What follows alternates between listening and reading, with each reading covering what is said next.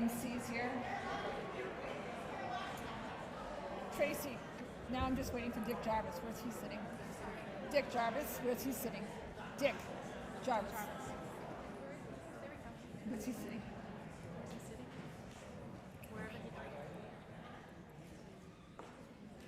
Well, good evening, everyone. Welcome to our 11th Annual Hall of Fame. I'm Diane Fitzpatrick, the CEO of the Boys and Girls Club, and I'm so honored to have all of you here this evening. It's going to be a lot of fun. Before we begin our program, I want to take a moment to recognize a true champion here in Manchester, the passing of Skip Ashew. Skip will always remain in our hearts, so I ask you to join me in a moment to remember him and his incredible legacy.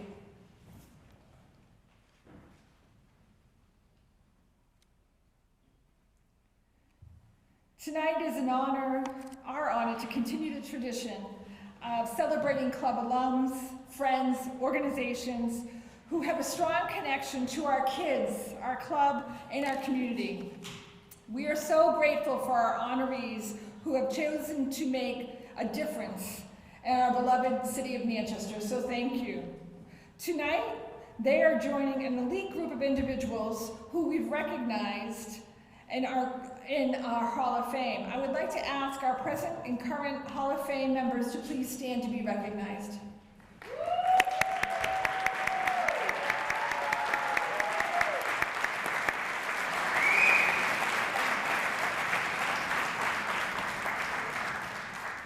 In addition to our honors, we have right now we have one. Did the mayor come in yet?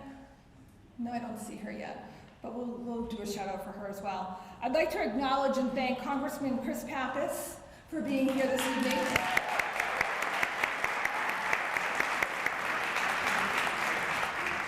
Before we celebrate our first inductee, there are 4 groups of individuals we must recognize, and I'd like to start with thanking our sponsors who made tonight possible. First, I'd like to thank Bellwether Credit Union, Andignos and Company, Basque Imaging, and Trunsalito and Davis Insurance. Thank you so much.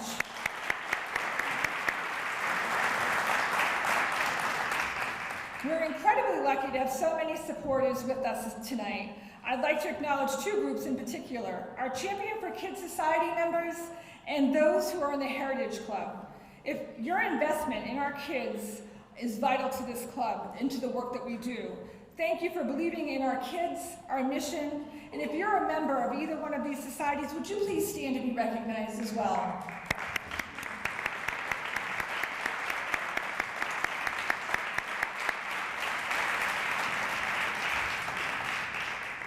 I'm always so proud to show off the club and say thank you, but this special thank you to our incredible staff. Our staff that work tirelessly each and every day, changing lives. So could my staff raise their hands because most of them are standing?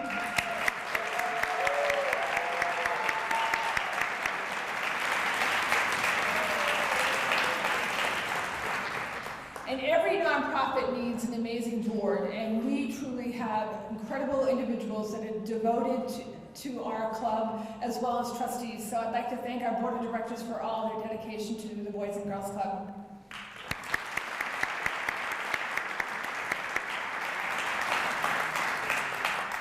As you can tell, it's all about gratitude this evening. I'd like to say thank you to all the volunteers that are making an incredible impact in the kids' lives each and every day as well.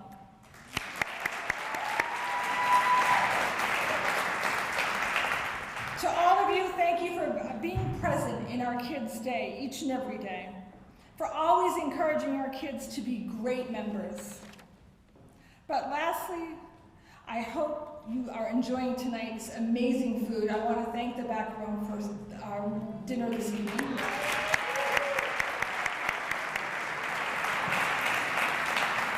As well as thanking Amaskeg Beverages for their support this evening and their donation.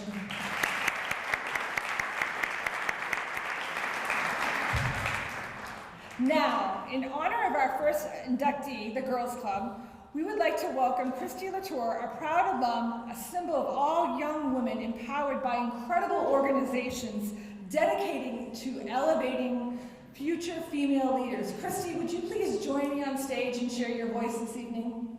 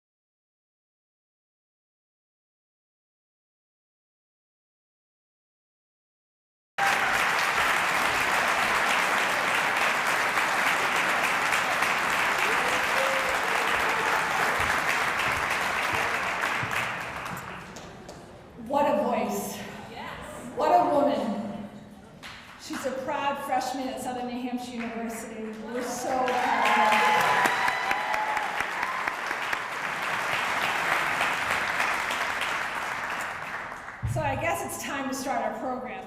Without further ado, I would like to welcome our MC tonight, a proud club kid, Hall of Famer, Mr. Manchester, the John Clayton.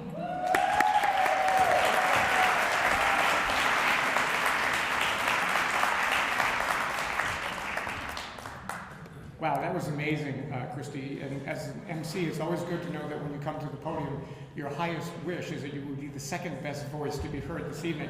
So no pressure at all. It's always a treat for me to be back in this gym, site of many of my earlier athletic exploits. I'd love to tell you I sank an important three-pointer from that corner, but when I was in the club, the three-pointer had not been invented yet, so I can't tell you that. So, I'm not sure how many of you remember the old Saturday morning cartoon, Sherman and Mr. Peabody, as I come to introduce the Girls Club as our first inductee this evening. Well, Sherman and Mr. Peabody were noted time travelers, as you may recall, and they're going to be my inspiration this evening as we go back in time. As you may recall, they use something called the Wayback Machine. I'm using PowerPoint and Tracy Adams. So if we go back to 1901, you're good. That's the year in which the local girls club was founded by the Settlement Association of New Hampshire. People were becoming more aware of the needs of children, here in Manchester in particular, the needs of girls. That meant kids who were working in the textile mills. At that time, the Amoskeag Manufacturing Company was operating under the direction of Charles H. Manning, who you see there. In addition to running Amoskeag, he was creating a market for men's grooming products at the same time. Now, come on, watch and listen, folks. Now, Mr. Manning and Amoskeag did recognize the need for children to have access to recreation, but if you look at this photograph of this terrifying playground, I'm not sure Amoskeag was that concerned with the welfare of children. Good thing the Girls Club came along when it did. There were some lean years in the 30s, 40s, and 50s as there were throughout the country, but the club began to hit its stride in the 1960s. You may recall that the 60s was an age for really hip guitar bands, right? Anybody? That's the Small Faces. Well, the Girls Club was all into cool trends. So in 1966, when a musical benefactor donated 15 acoustic guitars to the club, free guitar lessons were arranged immediately for these 4 11-year-olds. From left, Denise Prue, Janice Wright, Cheryl Godin, and Dennis Lampron. While we have this image on the screen, I want to point out a bit of connectedness that makes Manchester such a special place. If you look at the handsome young man on the far side of the image, you'll see none other than our own Skip Asher, who was tutoring the girls.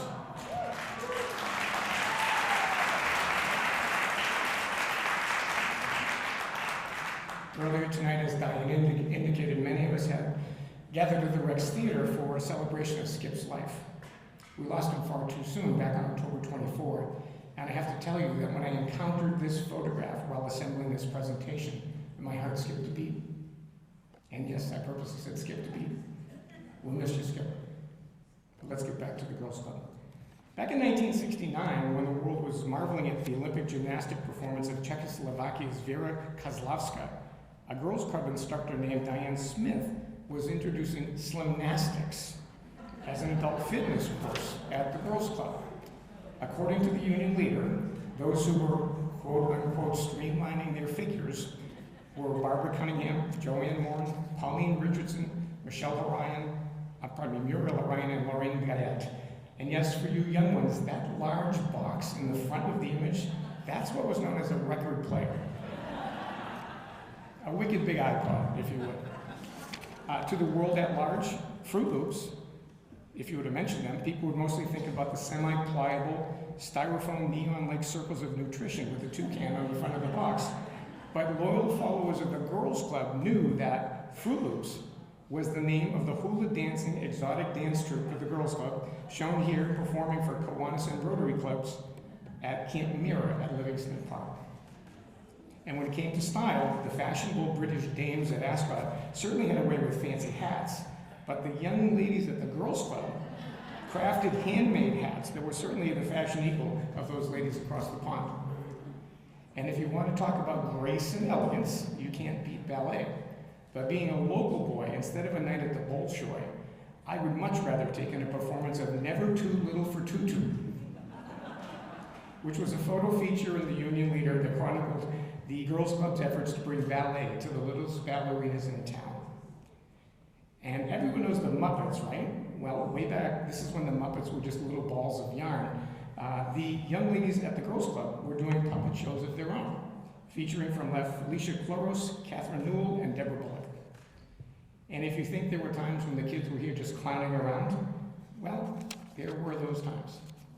Consider the shot from 1977 when the Girls Club did a nickel fundraiser for the Muscular Dystrophy Association at Camp Mira. The clowns included Annette Tremblay, Laura Brady, Diane Roberts, Tracy Purley, and Gina Gagnon. And just to demonstrate how the Girls Club was often ahead of its time, long before Danica Patrick was staring up racetracks across America, the Girls Club was offering classes in auto mechanics so club members, females, could be schooled in things like tire replacement, oil changes, and minor tune-ups. To bring this historical perspective to life, you just have to talk to and reminisce with any Girls Club member, which we at the Boys and Girls Club were able to do in preparing this presentation. Christine Hall remembers both Girls Club facilities, starting with the house on Chestnut Street, and she vividly remembers signing up for classes twice a year, bringing a dime or a quarter to cover the cost of each class, including learning how to knit and crochet, drama, theater, charm class, and hanging out in the games room. Day camp meant spending hot summer days at Livingston Park using the skating hut, which is still there, as a home base, and learning to swim in the pool before public swimming hours were open. The highlight of every summer, much like it was for the boys, was the annual visit to Hackleboro Farm in Canterbury. While Camp Foster offered overnight opportunities, the girls looked forward to signing up for 1 week each summer at the farm with Mr. and Mrs. Burrows. When the Girls Club opened its new facility on Manchester Street, new experiences like gymnastics, dance, and swimming were offered in addition to the mainstay programs of crafts, cooking, and sewing. As is true of any youth-serving agency, it was the staff that brought the programs to life, empowering young women to achieve more than they could imagine. Some that are warmly remembered include Catherine O'Brien, the Girls Club Program Director, Maureen Russell, Mrs. Roby, Mrs. Riggs, Jane Robinson, Mrs. Meisel, and many more. But when you speak about the Girls Club, the name that is most often remembered is that of Helen Clausen.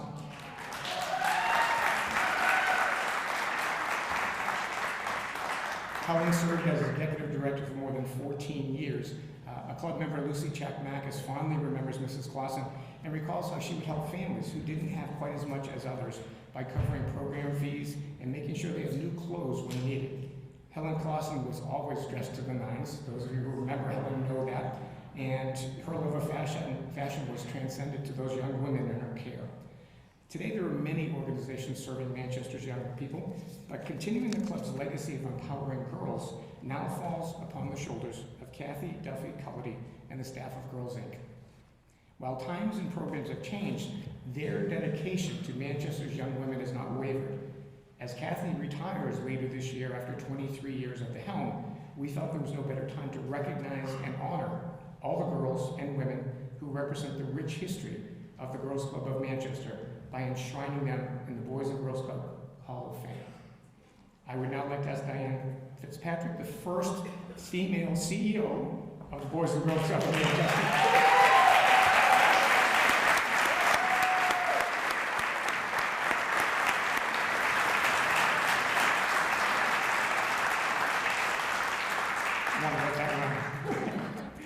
To present Kathy Duffy Cullity with a symbol of appreciation and recognition for empowering Manchester's young women to be strong, smart, and bold. Welcome to the Boys and Girls Club Hall of Fame, Kathy.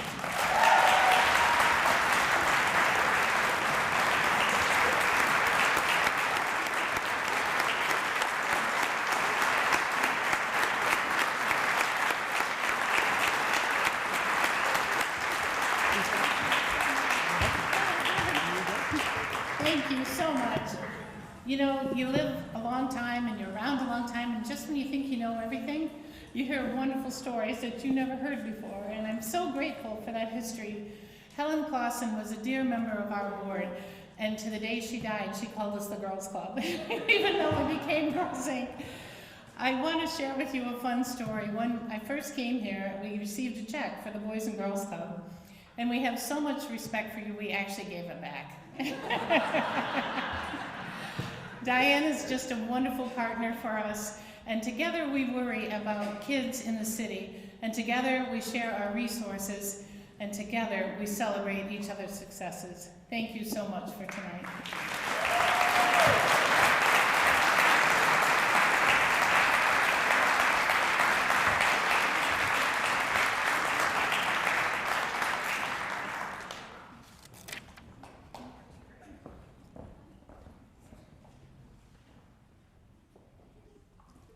And given my current position as Executive Director of the Manchester Historic Association, I'm proud to tell you all that all of the records of the Girls Club of Manchester have now been entrusted to the Manchester Historic Association, and they will be preserved in our research center at 129 Amherst Street, so future generations can learn about the amazing things that were done by the Girls Club of Manchester. Congratulations to them.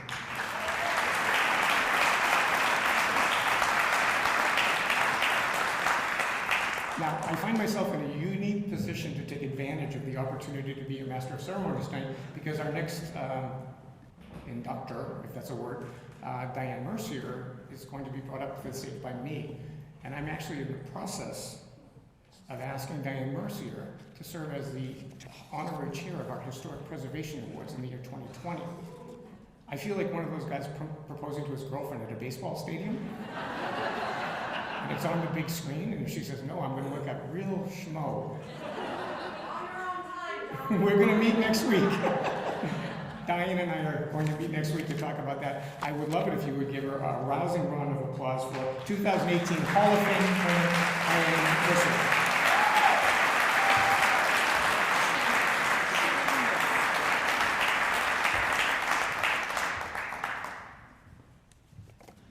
No.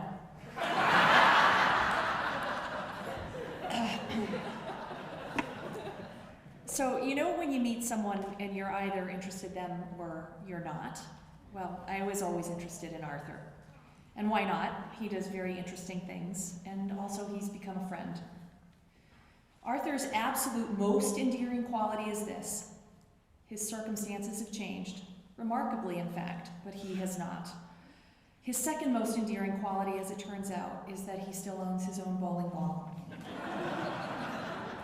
So Arthur was born on September 28th, 1958, proving finally and forever that 60 is the new 35. He was born in Grassmere Hospital, which no longer exist, either the hospital or Grassmere, which is now more commonly known as Goffstown. He returned home to 19 Brook Street, the family home he still owns, where his family started and ran Lucille's Variety. John, his dad, worked in the store after marrying Lucille, and Lucille raised Arthur and her 4 other children, Louise, the eldest, Barbara, Michael, and Paula. The grocery store was attached to the home, the store on the first floor, the family home on the second, and storage on the third. Arthur got hooked. He was at the store with his dad just as often as he could be. He stocked shelves, he worked the cash register, he dusted, and most of all, he watched. His dad did math in his head. He negotiated with customers, he negotiated with vendors, and he paid bills in cash. Arthur understood early the value of money and math, and to this day, he still journals his spending. Over time, customers started asking for grocery deliver, which Arthur provided gladly. Those deliveries led for requests for handyman services in that, while you're here kind of way. And those repair requests led Arthur to take shop in high school and start his very own cleaning service in the 8th grade. Did you know that when the Mall of New Hampshire opened, Arthur and his crew were cleaning half the stores in the mall? He was in high school. So speaking of high school and cleaning the mall, Arthur earned a perfect attendance award at Central High. He only took time off to attend his father's funeral, which was a crushing loss for Arthur and his family. And after graduating from Central, Arthur thought he might want to be a teacher, so he chose Keene State College, riding his motorcycle back and forth to Manchester each day to tend to his cleaning business, which means he went to school at day, he drove home to clean at night, and then he cleaned again on the weekends. I imagine when you spend your days and nights cleaning other people's real estate, you begin to think about what it might be like to own your own real estate. And I think this is what occurred to Arthur on one of those motorcycle rides. And so in February 1979 at 21, he left school. He bought a 5-family. In March, an 8-family, and in July, his first commercial property. Arthur did not get lucky in real estate. He worked at real estate. He increased his bets. He put together his own portfolio, which he did steadily until the great crash of 1991.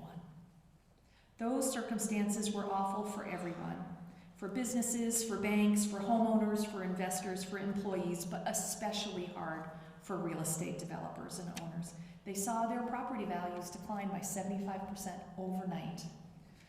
And it was during this time that he met David and Shane Brady. And after working together on a couple of projects, they joined forces officially and turned a crisis into an opportunity, beginning to buy up properties whose values had also tumbled by 75%.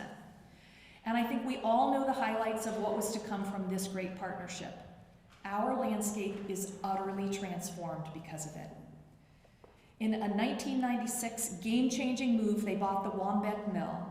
Remember that in 1996, the mills were a dump, and they were a contaminated dump on top of that. Arthur and Shane bought that building for $15,000 and $200,000 in back taxes.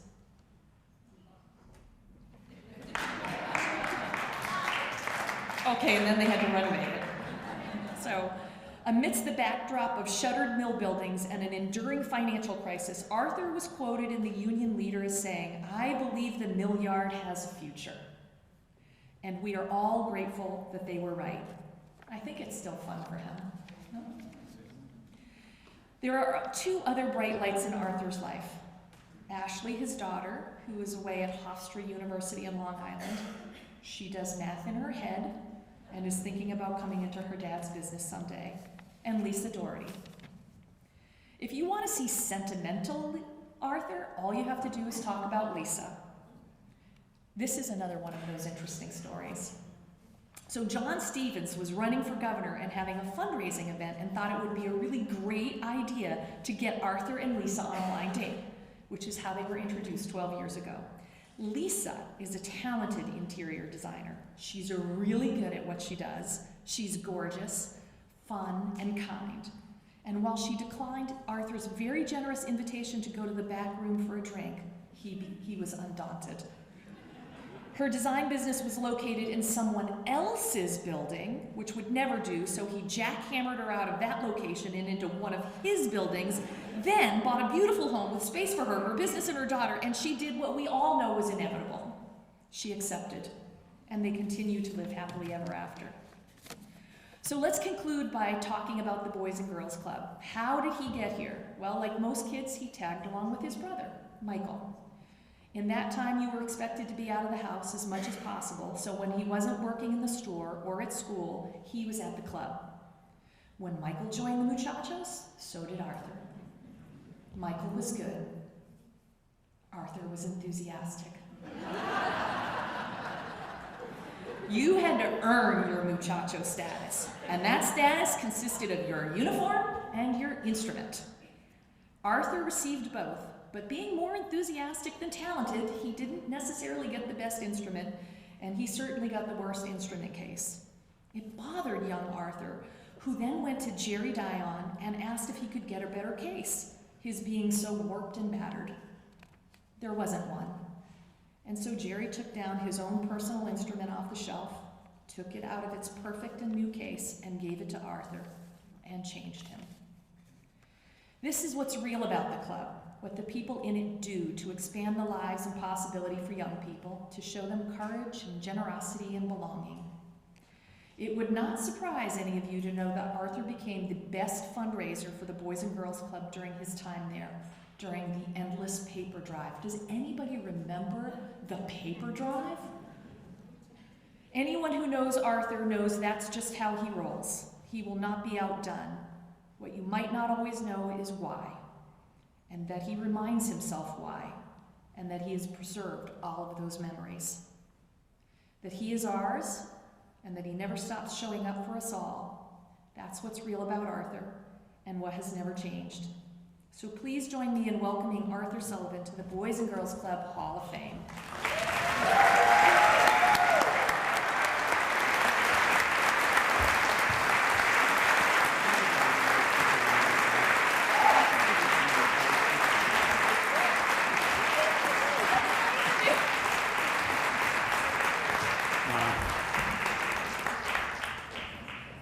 I didn't realize they even gave her that much information, and I was just saying to her, did you read my speech that I wrote? This is like, what am I going to say now? But the first thing I was supposed to do was actually take my jacket off and put my other muchacho jacket on.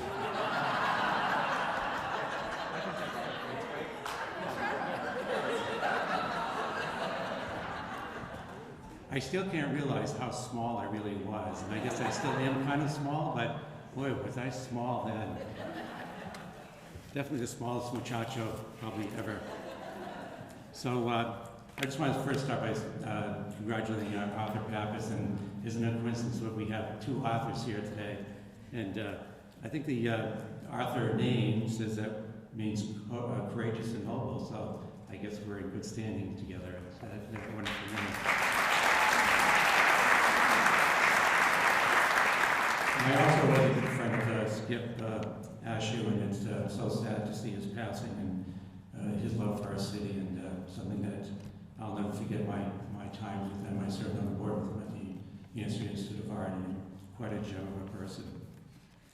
So there might be a little overlap here, but I'm still going to go for what I wrote here.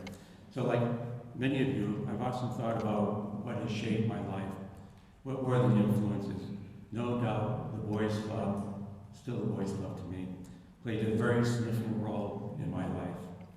I recall vividly the many activities like checking people in at the front, and I know that Ed, I think I probably rubbed elbows with you doing that, right? It was more important to me rather than playing games that I got the honor of checking people in, taking the pool sticks out across the counter, making popcorn. That was a big deal when you got to make that popcorn and sell it for 5 cents a bag, right? So those are the memories I remember more than actually playing the games in the club. So, and then the other most important thing I always remember is, the shop class with Dick Jarvis and Dick, right Dick here, somewhere right Dick. So,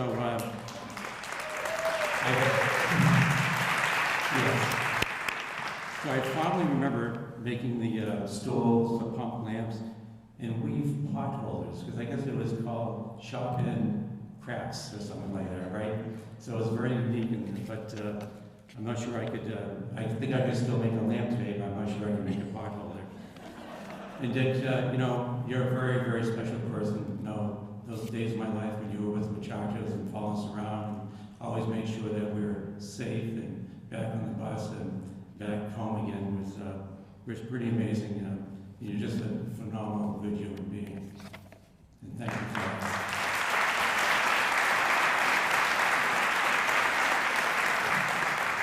So one thing about the club, no matter where you came from, where you lived, what our parents did, of course, we were all still kids horsing around, but we had a very good mutual respect for each other, bonds that we made and cared about for one another. I joined the muchacho at a very young age than most. That's because my brother was a few years older than me. Since I was doing whatever he did in life, so when he decided to join the muchachos or the club, I was going to join the club and join the muchachos. My brother was the type of guy that, he would let me wipe my nose on his sleeve. That's the kind of brother he was. And I know that is true, so thank you for allowing me to do that. So being in the Corps was not easy. We practiced 2 nights a week at the club downstairs in the basement here. It would last sometimes for 2 to 3 hours. And on Saturdays, we would also do additional practice at JFK Coliseum in the parking lot. And I got to tell you that Russ Belmere was our director of that portion of training. And more than once, I would get the clipboard thrown at me, or my shoe we would take off. I don't think that's allowed in a club anymore, is it? But that's a lot of times too low because my legs were too small. I couldn't keep up with the rest of the folks in the line. So it wasn't that unusual. I got that slap. So it wasn't long after joining that Jerry Dyer, the Corps director, took a liking to me. You remember how proud I was that he let me walk down to the Red Arrow a few minutes before practice to get a coffee for him. And I also remember that it was kind of honored that he chose me to do that for him. But I also remember always spilling the coffee on my cuff, that coat, every time I came back from getting his coffee. But it was just very special that he allowed me to do that for him. I was much younger than most who joined, and to be honest with you, I was never really good at playing the bugle at all, as well as marching. And probably because of that, I had the worst and most embarrassing old horn case, as you described, which was different from everybody else. It was maroon, a lot of duct tape on it, and shaped like a horn. Everybody else had a newer case, square. I remember, about Jerry going to see Jerry and telling him I needed a new horn case because mine had fallen apart. I didn't tell him it was because I was embarrassed that the other kids made fun of me. And to this day, I remember the moment that was in Jerry's office when he got up and went to that shelf above his desk and took his own personal beautiful horn from the case and turned it to me and said, "This is for you." I remember that case vividly in my mind. It was a new, beautiful case. I was proud and thrilled, to say the least. It was an act of kindness that I never forgot. I'm sure that this had an impact on some of the charitable giving that I've been involved with throughout my life. Helping those that are less fortunate, helping those that need maybe a pair of sneakers, a new coat, or even a new bike, so that they also feel accepted. What's special about this award tonight is that Jerry Diamond received the same award as the class of 2010. It's very meaningful, following him in his footsteps here tonight. I'm sure he'd be very proud. Being the proud father that I am with my daughter Ashley, she has endured me, dragging her to many muchacho parades and listening to my stories over and over again. I think some of it will sink into her. I continue to serve on the board of muchachos. A few years back, 4 or 5 years, things weren't going right, and we decided, no, we got to keep this going, and I volunteered to be on that board, which I still do today. We just had a director meeting this past week. So I also provide support to make sure that as the Boys Club grew here, there's no room necessary to continue to practice. So we provide very provided space to practice at 750 Elm Street, which allows them to continue to have a home. So again, I can't thank you enough for this recognition. It means so much to me. Thank you.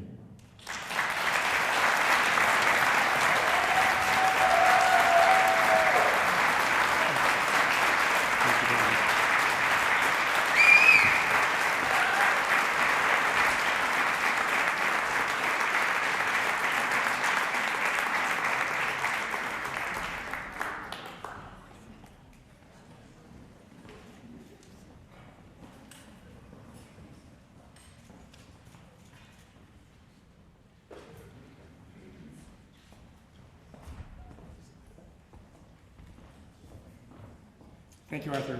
Thank you, Diane. We'll talk later about that proposal.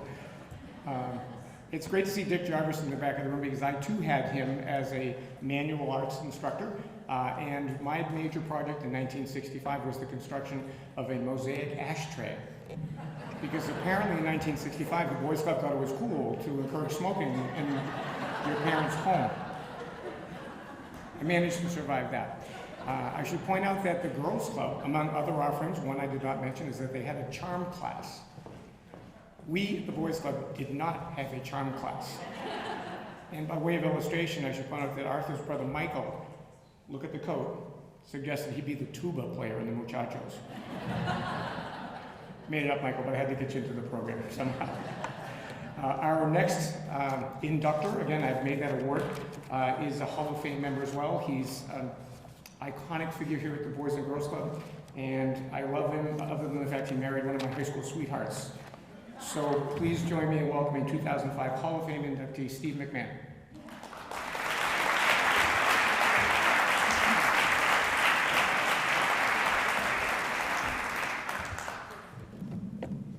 Good evening and thanks for coming. and all of you that are supporters of our club. We really appreciate all you've done to help our kids, and we see the great results. And I want to honor also the staff members of this club. What they do for these kids is remarkable, the commitment they've made, the number of years. So it's a big thank you to all you staff members. You make it all possible for these kids to succeed.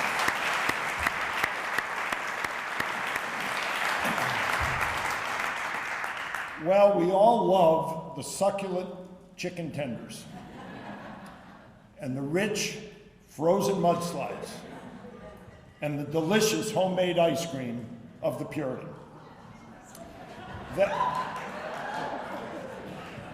Some people have no shame. It all began in 1906 when two teenage friends from Ellesona, Greece, did I pronounce it correctly, Arthur? Ellesona, Greece, decided to come to America to find a job. Arthur Charles Pappas and Louis Kanotis brought to Manchester a determined work ethic that has been passed down through the generations, and the rest is Queen City history. The boyhood friends from Greece opened the Puritan as a candy and ice cream shop in 1917 across from where the Palace Theater is. Note that this was in the midst or at the end of World War I when there was a rationing of sugar. Now they opened ice cream candy shop, rationing of sugar, not necessarily a great idea, but somehow they continued to survive because a year later, that little inconvenience didn't seem to hold them back at all, and they expanded to offering sandwiches, and in 1919, 2 years later, they opened the Puritan around the corner on Elm Street as a full-service restaurant. Ironically, that location happens to be the same spot as where Arthur C. Pappas's great-grandson, Congressman Chris Pappas, now has his office today.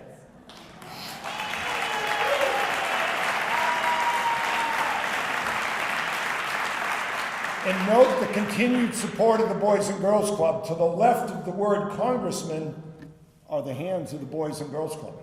They made the sign. You didn't have to add that, Chris, but perfect. And where's Chrissy? Was it Chrissy that did it, right? Yeah, the young lady that sang for us tonight made that sign for Chris.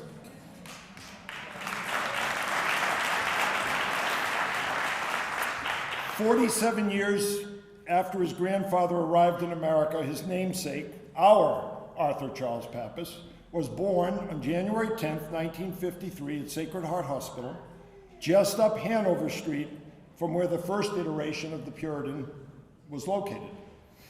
As a kid, Arthur has fond memories of working in his granddaddy's candy store. He remembers especially enjoying watching them make ribbon candy and candy canes. And he noted if he was lucky, his granddad would let him put the curve in the candy cane. Arthur's first home was a three-family home up on North Elm Street that his grandfather owned. He joined an older brother, Jim, a sister, Pam, and soon to be followed by Karen to round out the family. In the same house, living above them, were relatives Plato Kanotis and a great aunt. Their parents, Charlie and Mary, met at a family wedding. Mary was from Brookline, Mass. She too came from a restaurant family. Her father owned a Brookline, Massachusetts restaurant by the name of the Honey Bee. Arthur has always been a lover of sports. As a kid, he especially enjoyed playing baseball and tennis. Basketball, however, is the sport that brought Arthur to the Boys and Girls Club, Boys Club at the time, and playing basketball in this very gym. Even though he failed to make his Little League team, he continued to play a great deal of baseball in the sandlots of Manchester. That experience ultimately led him to a successful career as a Red Sox fantasy camp member, which culminated with a screeching line drive single to right center field. You can see the ball going out. The screeching line drive to right center field in his only bat at Fenway Park in June of 2005. I got to be there for it.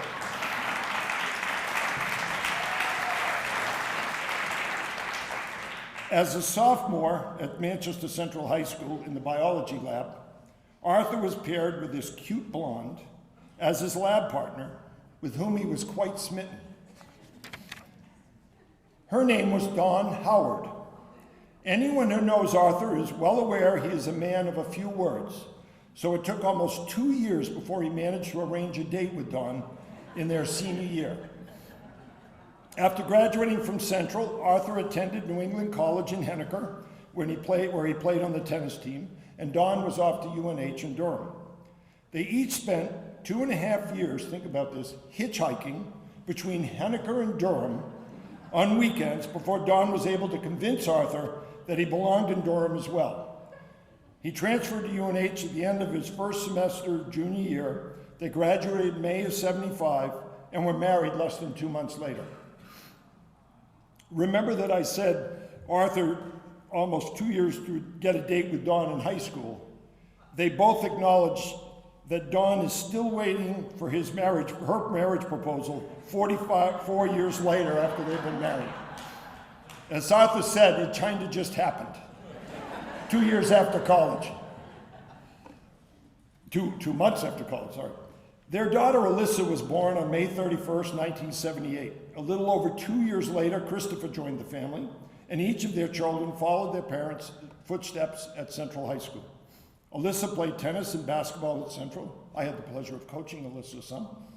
She continued her hoops career at Middlebury College. There she met her husband, Eric, who is a partner of Arthur's at the Puritan now. They have 4 children, Charlie, Annie, Eva, and Oliver.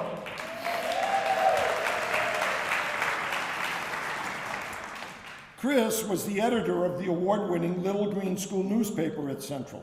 After graduating as the valedictorian of his class at Central, he continued on to Harvard University before delving into the political world. In addition to serving in many roles politically, he joined Arthur as a partner at the back room. In 2018, Chris was elected to serve as a representative for District 1 in the United States Congress and was sworn into office this past January. The importance of family is dominant throughout this story. 4 generations of the Pappas family have been involved in the ownership of one of New Hampshire's most respected eating establishments. Arthur stated to me, I especially loved working with Chris, as they shared the same work ethic and dedication to their customers. Anyone who knows Arthur is aware of the incredible hours that he puts in at the Puritan. There's no job that he won't do. He's the hardest working man I know. Under his leadership, the Puritan has expanded multiple times and continues to be a major contributor to the fabric of this community. He does it all with great humility. I'll give you an example of this humbleness of Arthur. A few years ago, Arthur and I were riding down to Fenway Park to a game, and I had a couple of clients with me, and I introduced them to Arthur and to each other. And as we're going down, they're sitting in the back seat with Arthur, and the man that's there said, Arthur, what do you do? And he said, I work at a restaurant.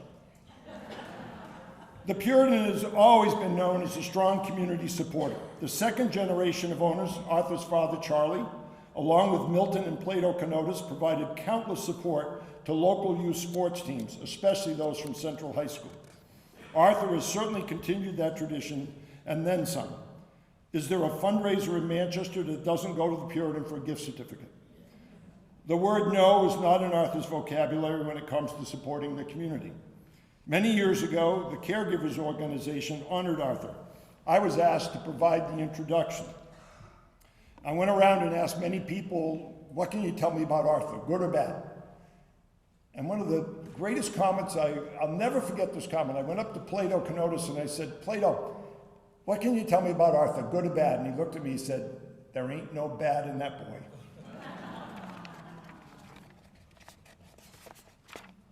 When I approached Plato and asked him that, he was just so proud to give me that comment. And this is a kid he'd watched grow up and work with him at the restaurant for, I don't know how many years they were together, but a long time. When asked why he became such a significant and loyal supporter of the club, Arthur told us it came from his friendship he had developed with Brian Tremblay. He learned about the club's focused mission on kids, its success in providing them a better life, especially for the kids who are in such great need and attention and guidance. He said kids need to be loved and cared for, and that is what the club does. The club is like a family. There is that overriding theme again of Arthur's life, family. We are so grateful that Arthur Pappas is part of our family, and now will be among those who are honored to be a part of our family as he fittingly becomes a member of the Boys and Girls Club of Manchester Hall of Fame. Please join me in congratulating our good friend, Arthur Pappas.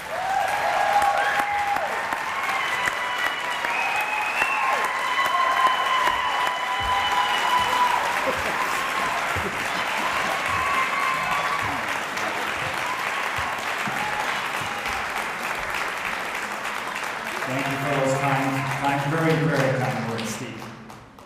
I didn't prepare a speech because I'm not much of a speaker, and I think I just let it fly.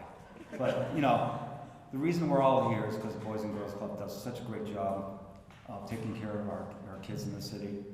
And he's right, Brian got me more involved in the club, and I was more than happy to help out, because how can you not? I mean, what you guys do here is just incredible, and like everybody else has already said, thank you for what you do for the kids in Manchester. It just is tremendous. It really is tremendous.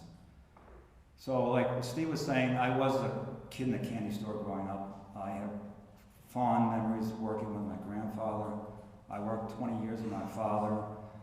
I've worked 45 years with my sister Pam, and I've worked with my kids. My wife is the chief officer in the office, making sure I'm steering the ship correctly. Will you marry me?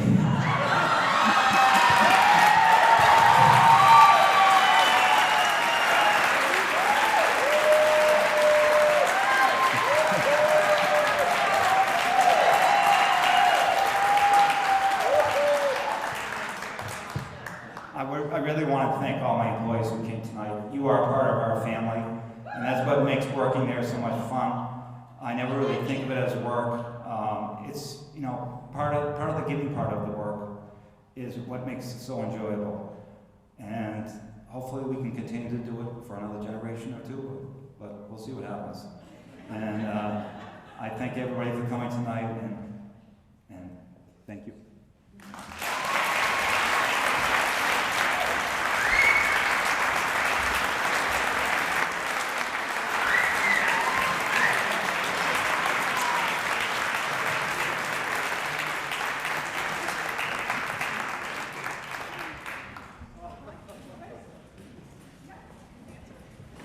You know, in the newspaper business, they always teach you to listen for the most important statement or item that comes out of a gathering, and that becomes the lead of your story. Arthur just gave us the lead. Will you marry me? I'm sorry. I don't think those words have ever been uttered from this podium before, so you are here for first, and Don, I hope you're happy now. Because you can reconsider, it's only been 45 years, certainly. So we want to say congratulations once again to our 2019 Hall of Fame inductees for the life-changing impact you've had on the youth of our community and the Boys and Girls Club of Manchester in particular. So on behalf of the entire Boys and Girls Club family, of which I am a proud member, thank you for being here tonight with us. Your presence is a remarkable testament to your commitment to making life better for children here. Before you leave, be sure to check out the Hall of Fame in the lobby, a Wall of Fame, Hall of Fame, whatever you choose. Be sure to look at that 2012 year. It was a sparkling year. With my fellow inductees, Kevin Cloherty and Bill Marvin. Enjoy the reception and social time here. Catherine Pollock's staff is waiting to serve you over at the cocktail lounge. Don't go to the back room. There's nobody there to serve you, okay? They're all sitting here right now. Although Colleen and I are heading there later. This is why I go to the back room. Sassy waitresses and bartenders. And if you'd like a tour of the facility, please seek out one of the staff members. They can be identified by their colorful Boys and Girls Club wear. And we want to say at that point, thank you all and have a wonderful evening. Thank you.